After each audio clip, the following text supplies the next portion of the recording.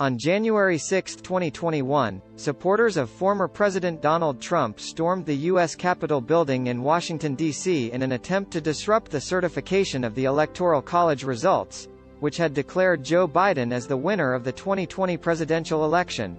The attack was characterized by violence, vandalism, and chaos and resulted in 5 deaths, numerous injuries, and widespread destruction.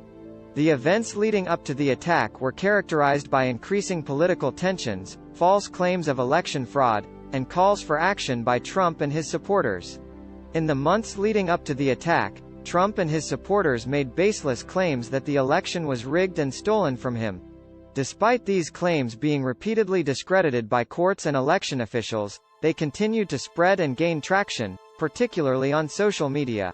On the day of the attack, a large crowd of Trump supporters gathered in Washington, D.C. and marched to the Capitol, where they broke into the building, vandalized offices, and clashed with law enforcement.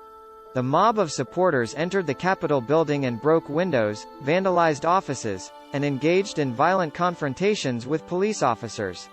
The attack forced members of Congress to evacuate the building and delayed the certification of the Electoral College results, which was being held to formalize Joe Biden's election as the next president of the United States.